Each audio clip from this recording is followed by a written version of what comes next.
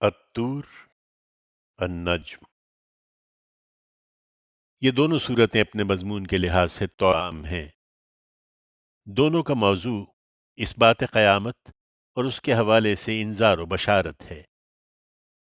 پہلی سورہ میں انذار عذاب اور سرداران قریش کے رویے پر تنقید، اور دوسری سورہ میں خدا اور آخرت کے بارے میں ان کے جاہلانہ عقائد کی تردید کا پہلو نمایاں ہے۔ نبی صلی اللہ علیہ وسلم کے لیے تسلی کا مضمون دونوں صورتوں میں ہے۔ دونوں میں خطاب قریش سے ہے، اور ان کے مضمون سے واضح ہوتا ہے کہ ام القریٰ مکہ میں یہ رسول اللہ صلی اللہ علیہ وسلم کی دعوت کے مرحلہ انذار عام میں نازل ہوئی ہیں۔ اللہ کے نام سے جو سراسر رحمت ہے، جس کی شفقت ابدی ہے۔ تارے گواہی دیتے ہیں جب وہ گرتے ہیں کہ تمہارا رفیق نہ بھٹکا ہے نہ بہکا ہے، وہ اپنی خواہش سے نہیں بولتا۔ یہ قرآن تو ایک وحی ہے جو اسے کی جاتی ہے، اس کو ایک زبردست قوتوں والے نے تعلیم دی ہے، جو بڑا صاحب کردار، بڑا صاحب حکمت ہے۔ چنانچہ وہ نمودار ہوا اس طرح کہ وہ آسمان کے اونچے کنارے پر تھا، پھر قریب ہوا اور جھک پڑا، یہاں تک کہ 2 کمانوں کے برابر یا اس سے کچھ کم فاصلہ رہ گیا۔ پھر اللہ نے وحی کی اپنے بندے کی طرف جو وحی کی۔ جو کچھ اس نے دیکھا وہ دل کا وہم نہ تھا۔ اب کیا تم اس چیز پر اس سے جھگڑتے ہو جو وہ آنکھوں سے دیکھ رہا ہے؟ اور اس نے ایک مرتبہ پھر اسے سدرۃ المنتہا کے پاس اترتے دیکھا ہے، جس کے پاس ہی جنت الماوا ہے۔ جب سدرہ پر چھا رہا تھا جو کچھ کے چھا رہا تھا، اس کی نگاہ نہ بہکی نہ بے قابو ہوئی۔ اس نے اپنے پروردگار کی بڑی بڑی نشانیاں دیکھی ہیں۔ اس کے برخلاف جو کچھ تم مانتے ہو، اس کا ماخذ کیا ہے؟ ذرا بتاؤ، تم نے اس لات اور عزا اور تیسری مگر درجے میں دوسری منات کی حقیقت پر کبھی غور بھی کیا ہے؟ تم انہیں خدا کی بیٹیاں کہتے ہو۔ سبحان اللہ، تمہارے لیے بیٹے ہیں اور اس کے لیے بیٹیاں۔ پھر تو یہ بڑی بھونڈی تقسیم ہوئی۔ نہیں، یہ محض نام ہیں جو تم نے اور تمہارے باپ دادا نے رکھ لیے ہیں۔ ان کے حق میں اللہ نے کوئی سند نہیں اتاری۔ ان کی حماقت پر افسوس، یہ محض وہم و گمان اور اپنے نفس کی خواہشوں کے پیرو ہیں، حالانکہ ان کے پاس ان کے پروردگار کی طرف سے نہایت واضح ہدایت آ چکی ہے۔ یہ اپنی خواہش سے جو چاہیں بنا لیں، لیکن کیا آدمی وہ سب کچھ پالے گا جو اس نے چاہا؟ ہرگز نہیں۔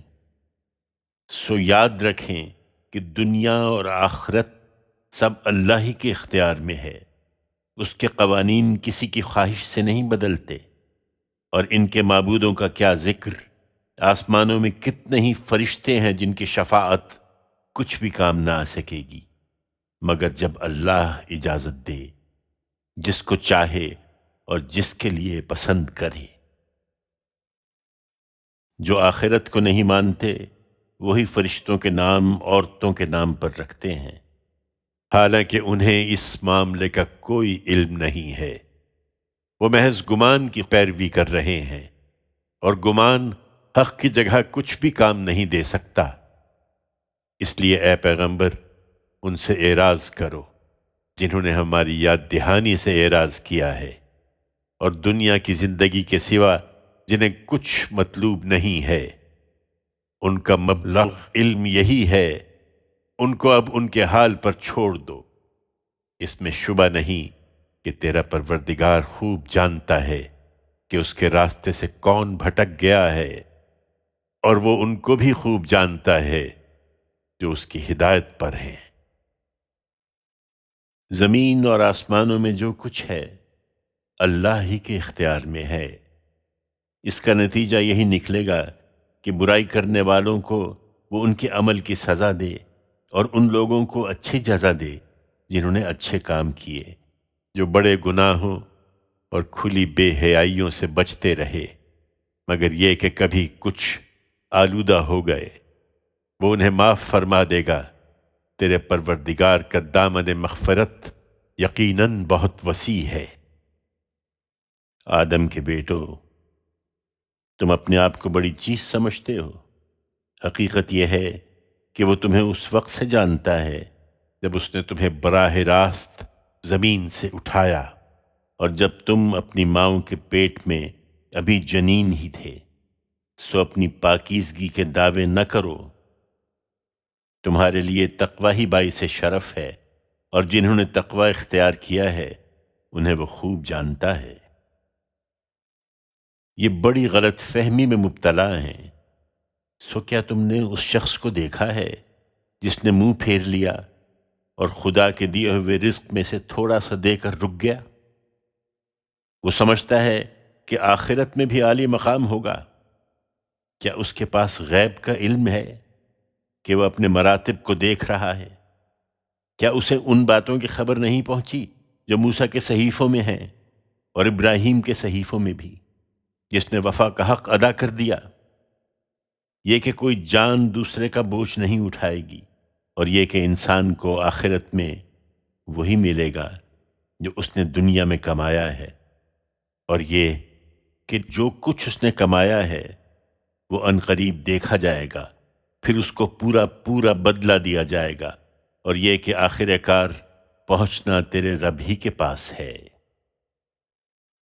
اور اس پر مزید یہ کہ وہی ہنساتا اور وہی رلاتا ہے، اور یہ کہ وہی مارتا اور وہی جلاتا ہے، اور یہ کہ پانی کی ایک بوند سے جب وہ ٹپکا دی جاتی ہے وہی نر و مادہ کا جوڑا پیدا کرتا ہے، اور یہ کہ اسی کے ذمے ہے دوبارہ اٹھانا، اور یہ کہ وہی غنی کرتا اور سرمایہ دار بناتا ہے، اور یہ کہ وہی شیرا کا رب ہے،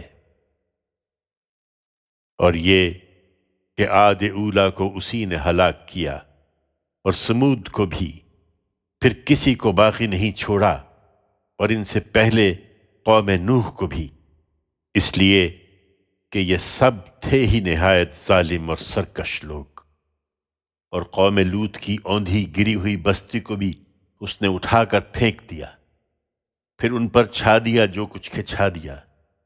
اب بتاؤ تم اپنے پروردگار کے کن کن کرشموں کے بارے میں جھگڑتے رہو گے؟